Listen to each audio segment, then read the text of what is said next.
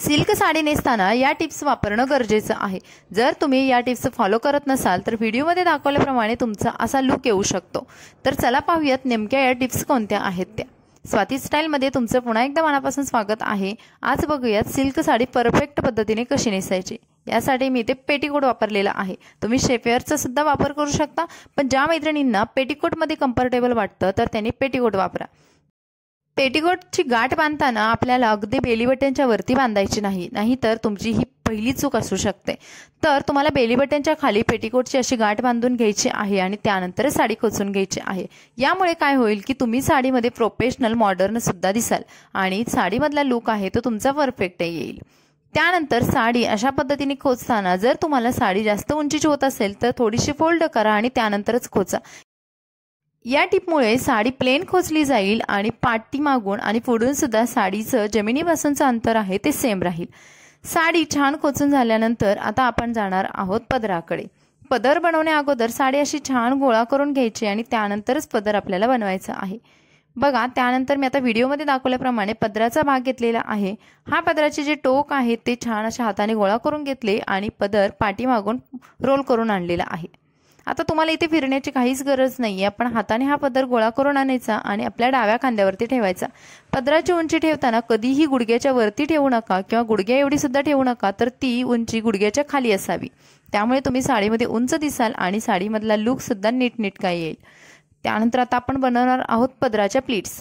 पदराच्या pleats बनवताना जर साडीला असे टेसल्स असतील, जर तुमच्या साडीला गोंडे असतील तर तुम्ही आतमधल्या साईडला फोल्ड करा आणि त्यानंतर पदराच्या प्लीट्स बनवायला घ्या। यामुळे काय होईल की जर प्लीट्स बनवताना पदराचे गोंडे तुमच्या साडीमध्ये किंवा तुमच्या हातामध्ये अडकणार नाहीत आणि पदर छान नीटनेटका केला जाईल।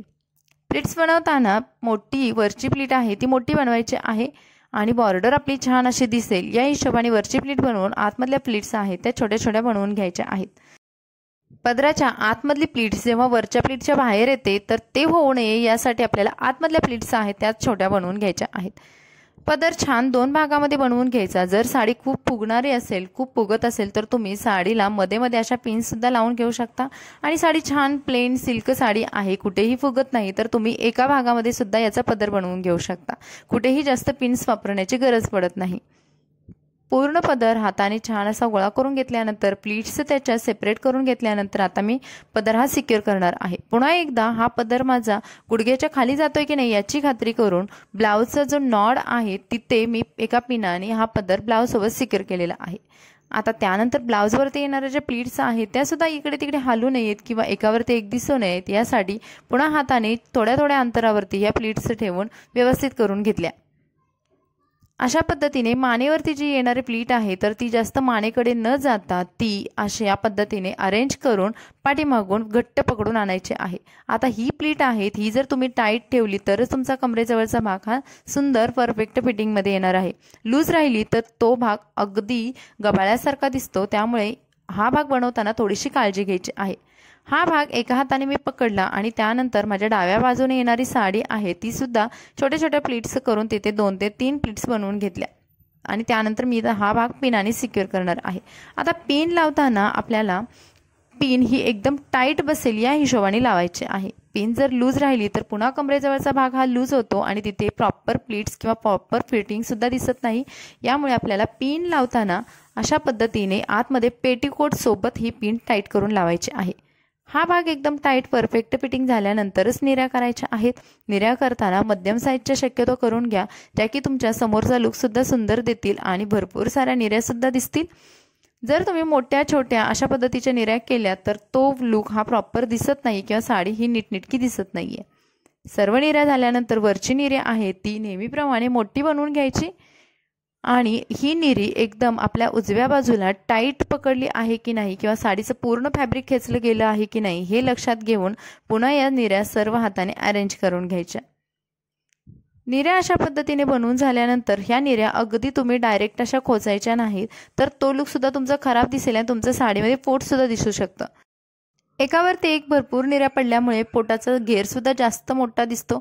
त्याऐवजी आपल्याला या सर्व निऱ्या आहेत ते सेपरेट करायच्या आहेत आणि थोडंसं म्हणजे किंचितसं अर्धा सेंटीमीटर एवढं अंतर प्रत्येक निरीमध्ये राहील या हिशोबाने या सर्व निऱ्या अरेंज करायच्या।